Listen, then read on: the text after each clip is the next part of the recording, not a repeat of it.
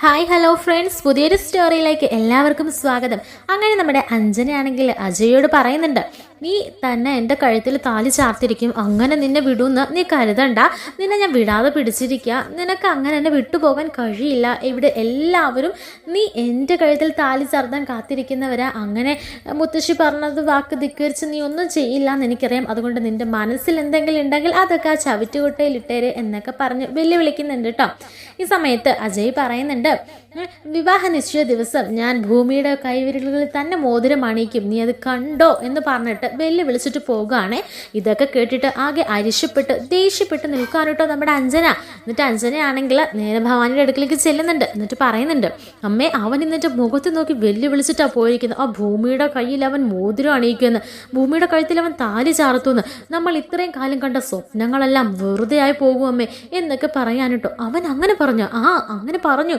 നീ അവനോട് ചെന്നിട്ട് സ്നേഹത്തോടുകൂടി സംസാരിക്കാനുള്ളതിന് ഇങ്ങനെ കടിച്ചു കീറിയായിരിക്കും നീ അവനോട് സംസാരിക്കുന്നത്. ഓ എൻ്റെ പൊന്നമ്മേ, ഞാൻ അവനോട് സ്നേഹിക്കാൻ പോയാലും അവൻ ഇങ്ങനെ തന്നെ തിരിച്ച് റിയാക്ട് ചെയ്യുള്ളൂ, അവൻ അസ്ഥയിൽ പിടിച്ച പ്രേമമല്ലേ എന്നൊക്കെ പറയാനുട്ടോ.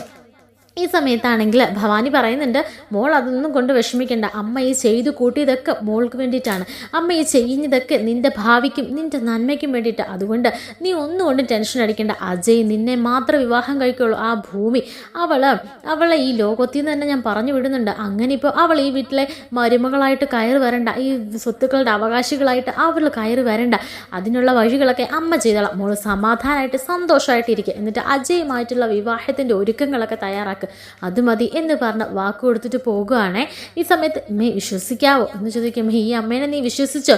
അമ്മയൊന്നും കാണാതെ ഇങ്ങനെ പറയില്ല എന്ന് മോൾക്കറിയില്ലേ എന്ന് പറഞ്ഞിട്ട് ഒരു ആശ്വാസവാക്കൊക്കെ നൽകിയിട്ട് പോകുകയാണ് കേട്ടോ. ഇതേ സമയത്ത് നമ്മുടെ ഭൂമിയാണെങ്കിൽ വീട്ടിലെ ഒരു ചടങ്ങുകൾക്ക് വേണ്ടിയിട്ട് സൗഭാഗ്യപുരത്തേക്ക് വരികയാണ് കേട്ടോ. അങ്ങനെ നമ്മുടെ അച്യുതൻ കൊടുത്ത നല്ല സാരിയൊക്കെ എടുത്ത് സുന്ദരി കുട്ടിയായിട്ടായിരിക്കും ഭൂമി അവിടേക്ക് വന്നത്. അങ്ങനെ ഭൂമി സാധനങ്ങൾ, ഭക്ഷണ സാധനങ്ങളൊക്കെ ആയിട്ട് അവിടേക്ക് വരുമ്പോൾ നമ്മുടെ എല്ലാവരും ഭൂമി ചേർത്ത് പിടിക്കാൻ കേട്ടോ. ഭൂമിയുടെ സൗന്ദര്യമൊക്കെ കണ്ടിട്ട് മുത്തശ്ശിയും കണ്ണൊക്കെ വെക്കുന്നുണ്ട്. മുത്തശ്ശി അനുഗ്രഹിക്കുകയൊക്കെ ചെയ്യുന്നുണ്ട്. ഭൂമിയുടെ സ്വഭാവ സവിശേഷതയൊക്കെ കാണുമ്പോൾ മുത്തശ്ശിക്കൊക്കെ ഒരുപാട് ഇഷ്ടപ്പെടുകയാണ്. അങ്ങനെ സത്യനാണെങ്കിലും ചേർത്ത് പിടിക്കാൻ കേട്ടോ. സത്യനെ ഒരുപാട് ഇഷ്ടപ്പെടുകയാണ് കേട്ടോ ഭൂമിയെ കാണുമ്പോൾ ഒരു പ്രത്യേക ഒരു അഫെക്ഷനാണ് സത്യന്. അങ്ങനെ ഇരിക്കും നമ്മുടെ അച്യുതനും ബാക്കി സാധനങ്ങളായിട്ട് ഭൂമിയുടെ കൂടെ തന്നെ വരികയാണ്. അങ്ങനെ സൗഭാഗ്യമുറ്റത്ത് എത്തുമ്പോൾ തന്നെ അച്യുതൻ്റെ മനസ്സൊന്ന് ഇടറാണ്. അങ്ങനെ അവിടെയുള്ള ആൾക്കാരെയൊക്കെ കണ്ടു കഴിയുമ്പോൾ അച്യുതൻ പേടിച്ച് വിറയ്ക്കാൻ കേട്ടോ. അങ്ങനെ ഇരിക്കുകയായിരിക്കും ഭവാനിയെ കാണുന്നത്. അന്നായിരിക്കും ആ സത്യം അച്യുതൻ മനസ്സിലാക്കുന്നത്. അങ്ങനെ ഭവാനിയെ കണ്ട് വിരണ്ട് ഓടുക എന്ന് പറയില്ലേ, അതുപോലെ വിരണ്ട് മാറി നിൽക്കുകയാണ് കേട്ടോ. ഭവാനിയുടെ മുന്നിൽ പെടാതെ അച്യുതൻ മാറി നിൽക്കുകയാണ്. ഭവാനി അങ്ങനെ തന്നെയും അതുപോലെ തന്നെ ഭൂമിയെയും കൂടെ കണ്ടു കഴിഞ്ഞാൽ സത്യങ്ങളൊക്കെ മനസ്സിലാക്കും, പിന്നെ ജീവിച്ചിരുന്നിട്ട് കാര്യമില്ല എന്ന് പറഞ്ഞിട്ട് അച്യുതൻ അങ്ങനെ മാറി നിൽക്കുകയാണ് കേട്ടോ. അങ്ങനെ ഭവാനിയുടെ മുൻപിലൊന്നും ചെല്ലാതെ അച്യുതൻ മാറി നിൽക്കുകയാണ്. ഈ സമയത്ത് ഭവാനിയാണെങ്കിൽ നമ്മുടെ ഭൂമിയെ കണ്ടിട്ട് കലി ഇളകിയിട്ടായിരിക്കും വെളിയിലോട്ട് പോകണം. അപ്പോൾ നമ്മുടെ ഭവാനിയുടെ ആ ഒരു ശിങ്കിടി ഉണ്ടല്ലോ, ഒരു ഗുണ്ട, പുള്ളിക്കാരൻ അവിടെ വന്ന് വെളിയിൽ നിൽപ്പുണ്ടായിരിക്കും ന്യൂസ് പിടിക്കാനേ. അപ്പോൾ ഭവാനി അവിടെ ചെന്നിട്ട് പറയുന്നുണ്ട്, ആ അച്യുതൻ്റെ മോളുടെയും കാര്യം നീ എന്തായാലും അന്വേഷിക്കണം. എന്നിട്ട് അച്യുതൻ്റെ മകളാണ് അവളെന്ന് അറിഞ്ഞാൽ പിന്നെ രണ്ടിനെയും വെച്ചേക്കരുത്, രണ്ടിനെ സ്പോട്ടിൽ തീർത്തോണം എന്നൊക്കെ പറയാൻ കേട്ടോ. ഇതെല്ലാം കേട്ട് അച്യുതൻ ചങ്ക് വിറച്ച് നിൽക്കുകയാണേ. കാരണം എപ്പോഴും വിടാതെ പിന്തുടരുന്നുണ്ട് തങ്ങളെന്ന് മനസ്സിലാക്കുകയാണ് ആ ഒരു നിമിഷം അച്യുതൻ. അപ്പം തന്നെയും തൻ്റെ മകളെയും എവിടെയൊക്കെയോ വെച്ച് കണ്ടിട്ടുണ്ടെന്ന് മനസ്സിലാക്കുകയാണ്. അപ്പോൾ എൻ്റെ മകളല്ല ഇതെന്ന് മനസ്സിലാക്കിയ, ഇത് സൗഭാഗ്യപുരത്തെ കുട്ടിയാണെന്ന് മനസ്സിലാക്കിയ എൻ്റെ മോളെയും ഞങ്ങളെയും എല്ലാം ഇവർ കൊല്ലും എന്ന് ആകെ ഭയന്ന് വിരണ്ട് നിൽക്കാനിട്ടോ നമ്മുടെ അച്യുതൻ. അങ്ങനെ അച്യുതൻ പിന്നെ ഉള്ളിലേക്കൊക്കെ കയറി പോവുകയാണ്. അച്യുതൻ്റെ മനസ്സും ശരീരമൊക്കെ ആകെ അസ്വസ്ഥമായിട്ട് നിൽക്കുകയാണേ. ഈ സമയത്ത് ചടങ്ങുകളൊക്കെ കഴിഞ്ഞ് ഭൂമി എല്ലാവരും ബാനോളം പുകഴ്ത്തിയും സ്നേഹിക്കുകയൊക്കെ ചെയ്യുന്ന കണ്ടിട്ട് അച്യുതനെ അതൊന്നും അങ്ങ് ഇഷ്ടപ്പെടുന്നില്ല കേട്ടോ. കാരണം അച്യുതൻ ഭൂമി ഈ വീട്ടിലെ കുട്ടിയാണല്ലോ. അപ്പോൾ എല്ലാവരും സ്നേഹിക്കുകയും ഭൂമിയെ ഇങ്ങനെ ചേർത്ത് പിടിക്കുകയൊക്കെ കാണുമ്പോൾ അച്യുതന് ഒട്ടും തന്നെ അക്സെപ്റ്റ് ചെയ്യാൻ കഴിയുന്നില്ലേ. അങ്ങനെ സത്യൻ ഡ്രിങ്ക്സ് കഴിക്കുകയായിരിക്കും. അപ്പോൾ അച്യുതനോട് ചോദിക്കുന്നുണ്ട് വേണോന്നൊക്കെ ചോദിക്കുമ്പോൾ അച്യുതൻ പറയുന്നത് വേണ്ട, മോൾക്ക് അത് ഇഷ്ടമാവില്ല, മോളുടെ കൂടെ ഞാൻ വന്നതല്ലേ, അതുകൊണ്ട് എനിക്കിപ്പോൾ വേണ്ടാന്ന് പറയണം. അപ്പോൾ സത്യം പറയുന്നുണ്ട്, എന്തായാലും താൻ ഭാഗ്യവാനാടോ, ഇതുപോലൊരു മോളെ കിട്ടിയതിന് താൻ ഭാഗ്യവാനാ എന്നൊക്കെ പറയാൻ കേട്ടോ. അങ്ങനെ പറയുന്നുണ്ട്. തന്നെ എന്ത് ഇഷ്ടമാണെന്നറിയോ ഭൂമിക്ക്, എപ്പോഴും അച്ഛൻ അച്ഛൻ അച്ഛൻ അന്ന് മാത്രം ആ കുട്ടിയുടെ നാവിൽ പറയാനുള്ളൂ. എനിക്കെന്തോ ഭൂമിയോട് ഒരു പ്രത്യേക അട്രാക്ഷനാണ്, എനിക്കെന്തോ ഒരു ഭൂമിയോട് പ്രത്യേക ഒരു അഫെക്ഷനാണ്. എനിക്ക് കാണുമ്പോൾ എൻ്റെ നഷ്ടപ്പെട്ടത് എന്തൊക്കെയോ തിരിച്ച് വന്ന പോലെ ഒരു ഫീലിംഗ്. ആ കുട്ടിയുടെ മുഖത്തെ ചിരി കാണുമ്പോൾ തന്നെ അന്നത്തെ ദിവസം എനിക്കൊരു മനസ്സമാധാനം, എനിക്കെന്തോ ഒരു സന്തോഷം, ഇത്രയും കാലം എന്താ ഇല്ലാത്തൊരു സന്തോഷം എനിക്ക് ആ കുട്ടിയെ കാണുമ്പോൾ കിട്ടുക എന്നൊക്കെ പറയാൻ കേട്ടോ. എനിക്കറിയൂ 2.5 വയസ്സിൽ നഷ്ടപ്പെട്ടതാണ് എൻ്റെ മകളെ. ഇപ്പോഴും ഞാൻ അവൾക്ക് വേണ്ടി കാത്തിരിക്കുക, അവളുടെ ഒരു വരവിനായിട്ട് കാത്തിരിക്കുക, അവൾക്ക് വേണ്ടിയിട്ട് ഈ ഒരു ജന്മം മുഴുവൻ ഞാൻ ഇങ്ങനെ ജീവിക്കുന്നത് എന്നൊക്കെ പറയാൻ കേട്ടോ. ഇതൊക്കെ കേൾക്കുമ്പോൾ ഈ എല്ലാ സത്യങ്ങളും അറിയാവുന്ന അച്യുതനാണെങ്കിൽ ഒന്നും മിണ്ടാതെ ഒന്നും പറയാനാവാതെ ഇടറിയ നാവുകൾ കൊണ്ട് നിൽക്കുകയാണ് കേട്ടോ. അങ്ങനെ ആ ഒരു ഫോട്ടോയിലേക്ക് നോക്കുകയാണ് കേട്ടോ സത്യൻ. എന്നിട്ട് ഇതാ എൻ്റെ മോള്, എൻ്റെ കുട്ടി സുന്ദരി കുട്ടിയായിരുന്നു, തൻ്റെ മോളിലെ ഭൂമി അവളെപ്പോലായിരുന്നു. പറഞ്ഞിട്ട് കാര്യമില്ല, അവൾ എന്തായാലും തിരിച്ചു വരും, എനിക്ക് ഉറപ്പാണ് എന്നൊക്കെ പറയുമ്പോൾ നമ്മുടെ അച്യുതൻ പറയുന്നുണ്ട്, അല്ല ഇത്രയും വർഷങ്ങളൊക്കെ ആയില്ലേ നഷ്ടപ്പെട്ടിട്ട്, അപ്പോൾ ഇനി ആരെങ്കിലും എടുത്ത് വളർത്തുകയൊക്കെ ആണെങ്കിലോ, ഇപ്പോൾ അവരുടെ മകളെപ്പോലെ കാത്ത് സൂക്ഷിക്കുകയാണെങ്കിലോ എന്നൊക്കെ പറയുമ്പോൾ നമ്മുടെ സത്യം പറയുന്നുണ്ട്, വേണ്ട അങ്ങനെ ആരും സൂക്ഷിക്കണ്ട, എൻ്റെ മകളാണെന്ന് ഞാൻ തിരിച്ചറിയുന്ന നിമിഷം അവൾ എൻ്റെ കൂടെ വരും.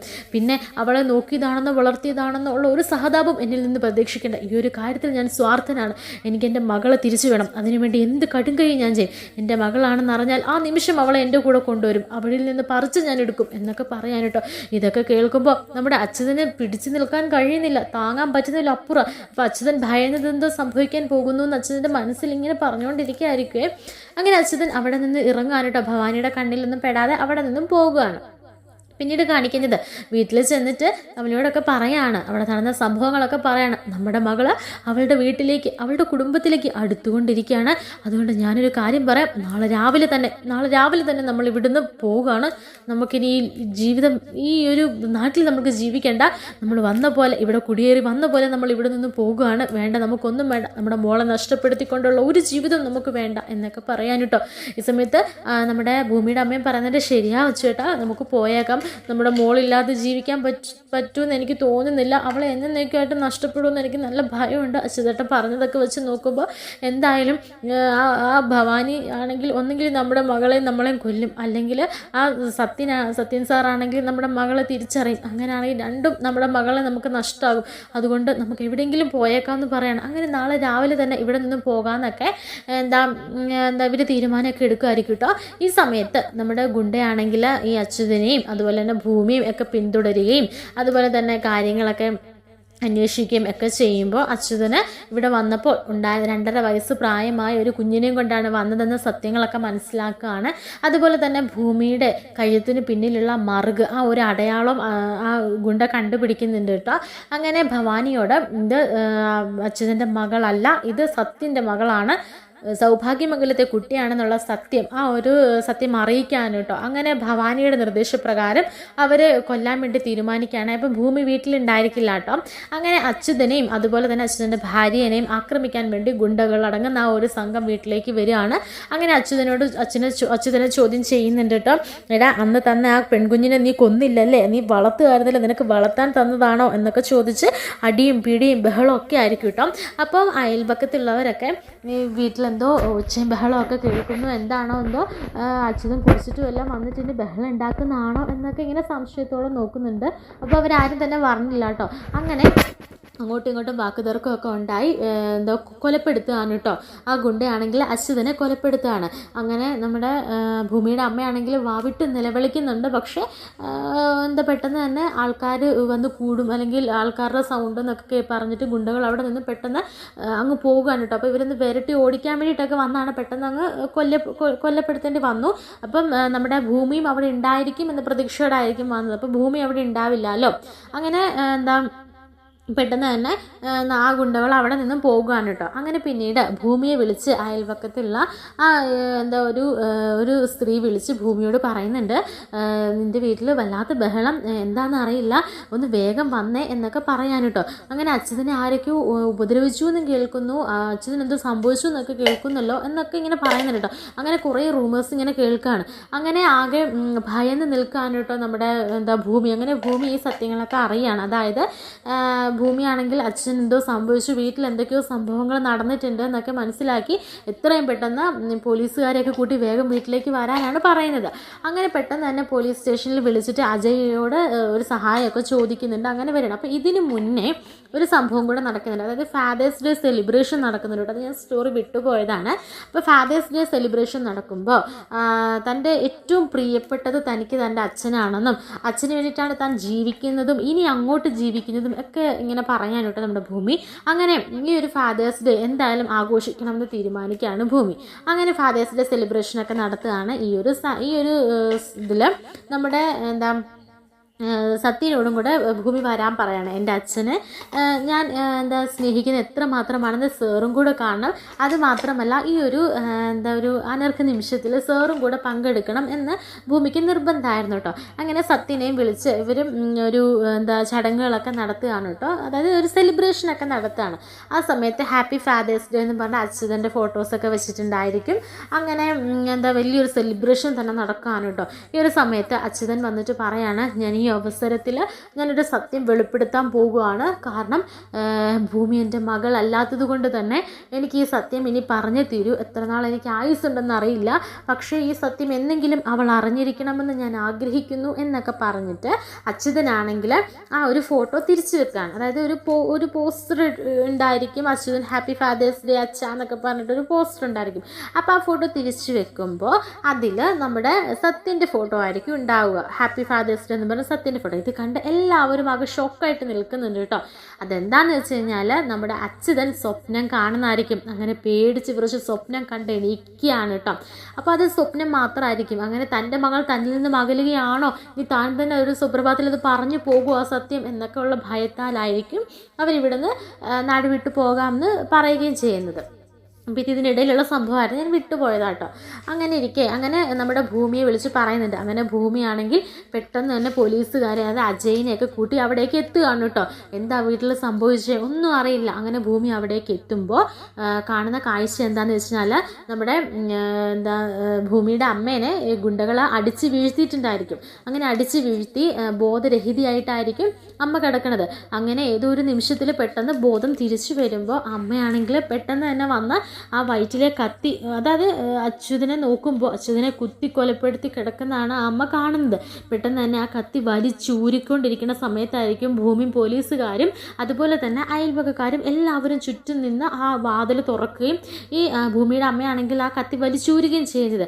അപ്പോൾ എല്ലാവരും തെറ്റിദ്ധരിക്കുകയാണ്. അതായത് ഭൂമി ഇതെല്ലാം കണ്ട് ആകെ അന്തം വിട്ട്, അതായത് ആകെ ഷോക്കായിട്ട് നിൽക്കുന്ന സമയത്ത് എല്ലാവരും ഇങ്ങനെ കാണുന്നത് ആ അമ്മ കത്തി വലിച്ചൂർന്നതാണ്. അങ്ങനെ അമ്മയാണ് കൊന്നതെന്ന് എല്ലാവരും തെറ്റിദ്ധരിക്കുകയും അങ്ങനെ ഭൂമിയുടെ അമ്മനെ അറസ്റ്റ് ചെയ്തുകൊണ്ട് പോവുകയും ചെയ്യാൻ കേട്ടോ. ഈ ഒരു സമയത്ത് അച്ഛനാണെങ്കിൽ മരിച്ചു കിടക്കുകയായിരിക്കും കേട്ടോ.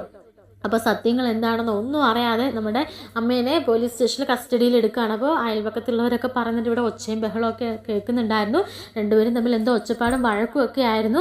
അങ്ങനെ നിമിഷത്തിൽ സംഭവിച്ചു പോയതായിരിക്കും എന്നൊക്കെ അയൽവക്കത്തുള്ളവർ ചുറ്റും പറയുന്നുണ്ടായിരിക്കും. അങ്ങനെ അജയ്ക്ക് ഒന്നും ചെയ്യാൻ കഴിയാതെ പെട്ടെന്ന് തന്നെ നമ്മുടെ ആ അമ്മേനെ അറസ്റ്റ് ചെയ്തുകൊണ്ട് പോവുകയാണ് കേട്ടോ.